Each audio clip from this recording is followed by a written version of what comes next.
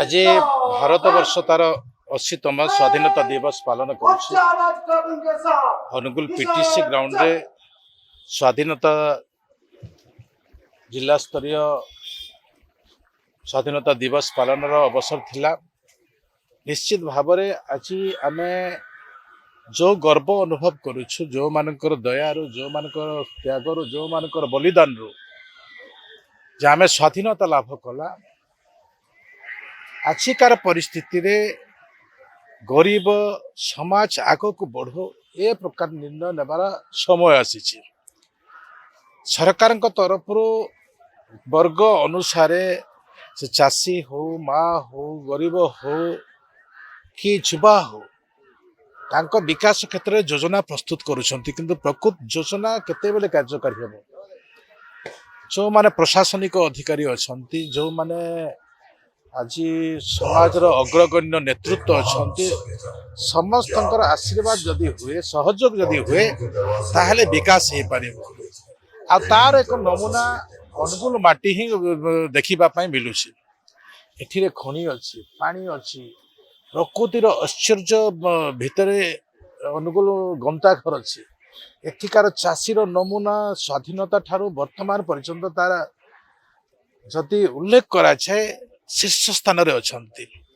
तो आजिकार समस्त सहयोग रे आमे अनुगुल माटी जो प्रेरणा विगत दिन रे देछि, आजिकार मुहूर्त रे यशस्वी प्रधानमंत्री जो 2047 मसीह रे भारत 100 वर्ष स्वाधीनता दिवस पालन करिवो एवं 36 मसीह 2036 मसीह रे ए ओडिशा प्रदेश आमे 100 वर्ष भाषा भित्तिक राज्य भाव में प्रतिष्ठा करिबा। आज दिन ही तिरंगा पताका तले आमे शपथ नेबार आवश्यक अच्छे। माटी पाए, समाज पाए, देश पाए, ताहले आमे आग को बढ़ी पारिबा। से दृष्टि ने आज दिन में मोर संकल्प थिला, आह्वान थिला जे आमे ए माटी को अनुकूल जो विकास थिला, जो संस्कृति परंपरा भितर लड़ाईर स्वभाव थिला, ताको उज्जीवित करिए आग को बढ़ंतु। ए सौभाग्य आज पाई दृष्टि निजक धन्य मन कर। निश्चित भाव अनुगुल जिलार आम डिसेम्बर सुधा सब घर को पानी टेप माध्यम पहुँचे पाबू। ए प्रकार निर्णय नहीं आम कम कर तार स्वरूप भी आम देखा मिलूँ। आज महामहिम राष्ट्रपति उद्भाषण रे कही भारत पानी को नहीं जो यशस्वी प्रधानमंत्री स्वप्न रखी थे, ताकू भारत रत्न अटल बिहारी वाजपेयी तार स्वभाव एपरी देइथिले जे आगामी लड़ाई पानी पाई हेबो। प्रधानमंत्री स्वप्न को आम साकार करुछु। ओडिशा प्रदेश जो सरकार अच्छी एवं निर्णय समय आम पानी देव, अनुकूल को आम डिसेम्बर सुधा पानी देव। एही दिन आम इंग्रेज शासन कबल मुक्त होइथिलु। दीर्घ दिनर पराधीनतार श्रृंखलरू भारत को स्वाधीन करने जातिर जनक महात्मा गांधी, पंडित नेहरू, सरदार पटेल, नेताजी सुभाष बोस, उत्कलमणि गोपबंधु दास आदि अनेक जोगजन्म स्वाधीनता संग्रामी त्याग और बलिदान फल 1947 मसीहा अगस्त 15 तारिख दिन भारत स्वाधीन होइतिला। जे महामानव बरपुत्र माने निजर असीम त्याग और आत्मबली प्रतिदान रे आम देश को स्वाधीन करथिले, सेमाने आमर चिर नमस्य। एही स्वाधीनता संग्राम रे नयागढ़ साहसी वीर योद्धा मानकर वीरत्वर गाथा अनन्य और अतुलनीय। ब्रिटिश बंदूक ठारू बाउंसर ठेंगा केते जे शक्तिशाली, बेजेलगेट हत्याकांड तार स्वाक्षर बहन करे।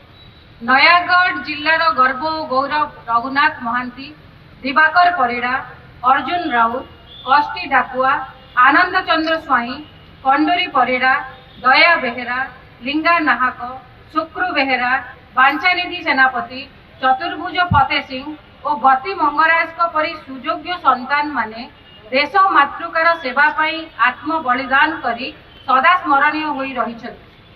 ए जिल्लार माटी जेतिकी उर्वर सेतिकी उदार। ए माटी हेउछि कला संस्कृतिर माटी। एही माटी रे जन्म नेइछन्ति विश्व वरेण्य सामंत चंद्रशेखर, जहांक रचित सिद्धांत दर्पण आज विश्ववासी निकट में एक अमूल्य ग्रंथ रूपे पूजा पाउछि। ए माटी हेउची कवि सम्राट उपेन्द्र भंजଙ୍କ साधनार पीठ। एही माटी जन्म नहीं कवि जदुमणि।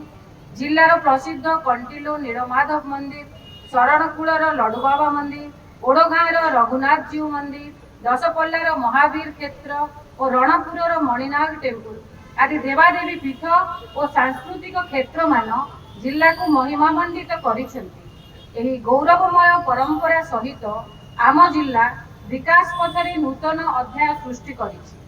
महिला माननकु आर्थिक क्षेत्र में सशक्त करिबा पई तथा सेमानक परिवार को सुरक्षा देबा पई राज्य सरकार सुभद्रा योजना प्रणयन करिसेंति। एही योजना रे एपर्यंत जिलार 2,34,449 जन महिला आर्थिक सहायता पाइछन्ति। एहा सह 86,349 जन लक्षपति दीदी सृष्टि होई पारिछन्ति।